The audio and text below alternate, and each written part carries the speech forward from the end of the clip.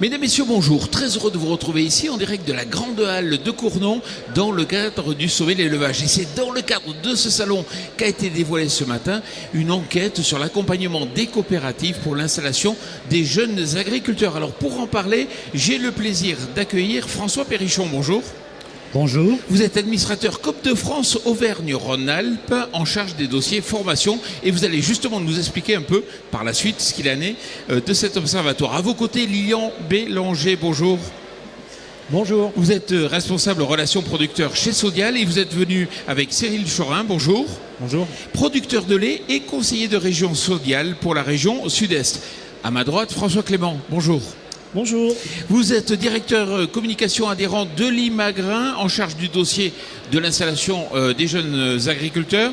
Et à vos côtés, Pierre-Antoine Rigaud, bonjour. Bonjour. Vous êtes avant tout un jeune agriculteur et puis vous êtes aussi adhérent de l'Imagrin. François Perrichon, quelles sont les principales conclusions de cet observatoire ? Alors il faut savoir que cet observatoire a été mis en place il y a déjà un certain nombre d'années. La dernière enquête datait de 2006. Et nous avons souhaité le réaliser. Alors pas moins de 125 entreprises ont été auditionnées, ont bien voulu répondre à nos questions. Et il ressort en fait aujourd'hui un accompagnement de ce que l'on appelle plus généralement les nouveaux coopérateurs. Pas forcément que les jeunes agriculteurs, puisqu'aujourd'hui la profession agricole accueille des gens qui ne sont pas forcément issus du milieu agricole et qui sont peut-être un peu plus âgés qu'à une époque. Et il ressort qu'en fait aujourd'hui, les coopératives aident dans des domaines très différents. Souvent, c'est lié à l'histoire de la coopérative, c'est lié au territoire, aux spécificités en termes de production. Alors, pour en lister quelques-unes, bien entendu, des incitations financières avec des aides de trésorerie. C'est également, dans certains secteurs, l'accès au foncier. C'est beaucoup d'aides techniques. Et puis aussi une aide que je qualifierais d'humaine, d'accompagnement au début du parcours d'installation. Donc c'est quelque chose de très important qui est mis en place et on se rend compte aujourd'hui que même certaines coopératives participent au projet d'installation du jeune. Donc ça veut dire qu'il y a bien un partenariat qui s'installe et le nom d'accompagnement prend tout son sens. Alors on va voir justement des exemples très concrets pour illustrer ces sujets. Lilian Bélanger, vous chez Sodial, comment vous aidez et je crois que vous proposez des tarifs privilégiés pour les jeunes ? Oui, notamment, effectivement, côté agrofourniture, dans les régions de Sodial où on a une activité agrofourniture, pendant 2 ans, un jeune a des tarifs préférentiels, on lui octroie des remises sur ses achats à la coopérative. C'est pour l'aider financièrement dans son démarrage et puis avoir une occasion aussi de travailler avec lui sur une activité business. Bon, ça c'est un volet, hein, c'est un volet, on va dire, c'est peut-être le volet le moins important. Le volet sans doute un des volets très importants, c'est la partie volume. Un jeune qui s'installe chez Sodial Union peut avoir des volumes, des droits à produire supplémentaires jusqu'à 300 000 litres par jeune. Donc c'est assez conséquent et ça lui permettra, lui, de mener son projet de développement et de mener son installation à bien. Ça, c'est le deuxième volet, ce volet volume est très important. Et on a un troisième volet qui va se mettre en place en 2020, c'est une aide en période de crise, en période de prix du lait, quand le prix du lait baisse un peu. On veut aider nos jeunes qui sont dans ces années d'installation, dans ces années de démarrage. On veut les aider en termes de trésorerie. Donc on va prendre en charge, à partir de 2020, ça va se mettre en place l'année prochaine, une aide et une prise en charge des intérêts pour ces prêts de trésorerie. Donc ces intérêts vont être pris en charge jusqu'à hauteur de 1 500 € chaque année dans les périodes de crise. Le quatrième volet, je vais laisser Cyril le développer, puisque c'est le volet... la Sodial Box. C'est la Sodial Box. Alors on va lui laisser justement la parole. Cyril, vous êtes producteur de lait, parlez-nous un peu de la Sodial Box. Alors la Sodial Box, c'est une aide qu'on accorde à tous les jeunes installés. Donc elle peut aller jusqu'à 10 000 €. Elle est composée de 3 piliers. Un premier pilier, c'est une aide à la souscription de capital social qui est de 2 000 €. Un deuxième pilier qui est sur qu'on appelle sécurité route du lait, qui est pour aider à l'aménagement de la laiterie et aux abords de ferme, qui va jusqu'à 3 500 €. Et un troisième pilier de 4 500 € qui est sur les formations. Donc technique, économique, une aide pour ça, et aussi qui peut servir avec un montant maximum de 500 € par an pour aider à financer des voyages qu'on monte au niveau des jeunes. Alors vous en avez bénéficié, c'est très développé au niveau national ? La Sodial Box ? Oui. Moi, j'en ai pas bénéficié personnellement, mais on installe environ 250 jeunes par an, au niveau national. D'accord. Donc c'est effectivement conséquent.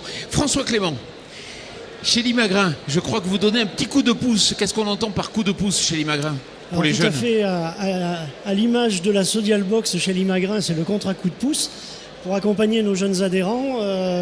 Donc ils en bénéficient jusqu'à la 5e année de leur installation. Donc ils ne sont pas obligés de prendre les avantages dès le départ, mais jusqu'à 5 ans. Ça s'articule autour de trois piliers, des avantages financiers en termes de trésorerie pour l'approvisionnement, un prêt de 10 000 € pendant 3 ans sans intérêt. Également le financement du capital social en totalité. Donc dès la première année, ça leur permet de libérer la totalité de leur capital social et de fait, ils bénéficient de l'ensemble des ristournes et des dividendes dès la première année. Ça, c'est pour la partie financière. Le deuxième volet, ce sont les avantages technico-économiques.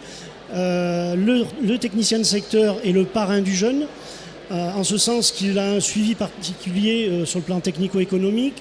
On tente, autant que faire se peut, de privilégier l'accès à des productions à forte valeur ajoutée, telles que le maïs semence, par exemple. Également, on bénéficie d'un chéquier service d'une valeur de 500 € qui est là pour financer des analyses de sol ou de fourrage si ce sont des éleveurs. Et le troisième pilier, c'est l'accès à la formation.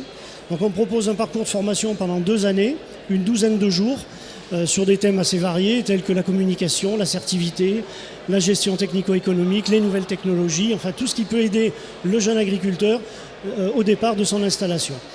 Chaque année, en fin d'année scolaire, j'allais dire, un petit voyage de 3 jours pour découvrir des filiales du groupe ou d'autres entreprises.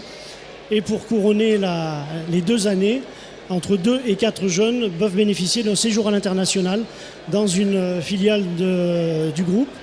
La première promotion est partie aux États-Unis, la deuxième au Chili, la troisième en Israël, et la prochaine va partir en janvier en Argentine pendant 3 semaines. Pierre-Antoine Rigaud, vous êtes jeune agriculteur. Déjà, présentez-nous un peu votre exploitation. Oui, donc j'ai 31 ans, je suis installé depuis janvier 2015 sur 120 hectares en production céréalière, maïs semence, maïs semoulier, blé, betterave sucrière. Alors aujourd'hui, en 2019, un jeune qui s'installe, c'est quoi ses principales difficultés? Je dirais que tout d'abord, elles sont financières. Il faut de la trésorerie pour acheter des semences, payer des intrants avant même d'avoir fait une année de production. Donc le premier problème est financier. Si le jeune en plus s'installe hors cadre familial, il y a aussi l'accès au foncier qui est très compliqué aujourd'hui avec des prix du foncier qui explosent ou des fermages. Et puis le contexte également agricole aujourd'hui qui est pas très bon. On a eu pas mal de soucis climatiques, de choses comme ça. Des prix de commodités peu élevés. Et je terminerai aussi par aujourd'hui une pression sociétale. On voit de l'agribashing, des choses comme ça. Les jeunes ont des collègues, des camarades de classe qui comprennent pas vraiment ce qu'est un agriculteur, pourquoi on doit utiliser des produits phytosanitaires, des choses comme ça. Et en quoi est-ce plus facile de s'installer si on est coopérateur? Concrètement, comment ça se mesure? Comme l'ont dit François Clément et M. Perrichon, c'est vrai que les coopératives mettent tout en œuvre derrière, ou essaient de mettre tout en œuvre pour aider les jeunes sur de la formation technique, de la comptabilité, des prêts de trésorerie, des choses comme ça. Parce qu'aujourd'hui, je pense que la coopérative est détenue par ses adhérents. Donc les agriculteurs sont maîtres de leur destin et veulent que la coopérative perdure et se développe pour les prochaines générations et faire vivre les exploitations. Et à l'inverse, pour une coopérative, c'est un véritable enjeu de pouvoir s'adresser aux jeunes, non? Tout à fait. Et je voudrais rebondir sur ce qui a été dit par notre jeune collègue. Lorsqu'il dit une coopérative, eh bien, ce sont ses adhérents et qui prennent en charge leur destin. Je crois que c'est un beau discours de la part d'un jeune qui vient d'intégrer un conseil d'administration. Alors, un chiffre, je crois, qui est parlant et qui montre bien l'importance pour les coopératives d'accueillir des nouveaux coopérateurs, c'est que d'après les MSA, dans les 5 ans qui viennent, 1/3 des agriculteurs ont pris leur retraite. Donc ça veut dire un renouvellement important. Et si on continue sur le taux de renouvellement qui est de 3%, dans 5 ans, 1/4 de la population agricole aura disparu. Donc c'est un problème quand même crucial et c'est notamment un problème d'aménagement du territoire.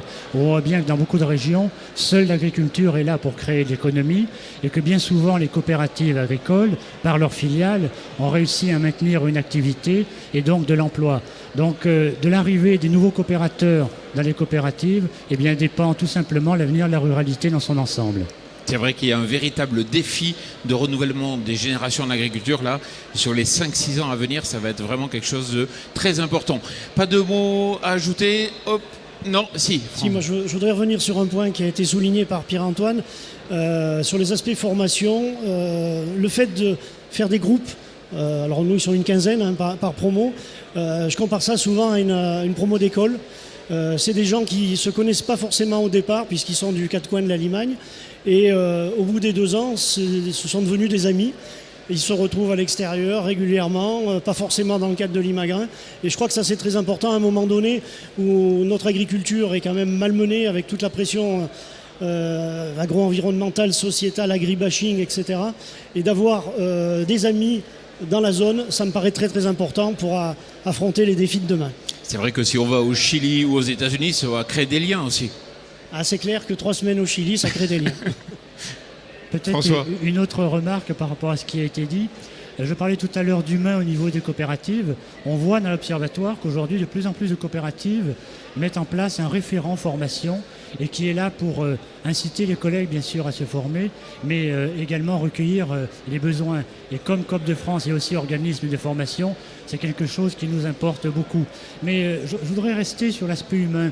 Je crois qu'aujourd'hui, on traverse, et ça a été bien dit par mes collègues, une période très difficile et on ressent chez nos collègues agriculteurs un besoin de discussion. On nous interroge, on nous dit « Que nous proposez-vous pour l'avenir ?»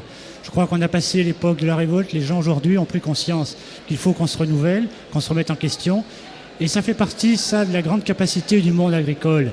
Et si vous me permettez, pour illustrer, je prendrai la fable de La Fontaine du chêne et du roseau. Le chêne puissant qui a résisté à tous les vents, alors que le roseau, la moindre brise, peut le faire onduler. Et puis un jour, le vent est un peu plus fort, le chêne est à terre et le roseau a résisté.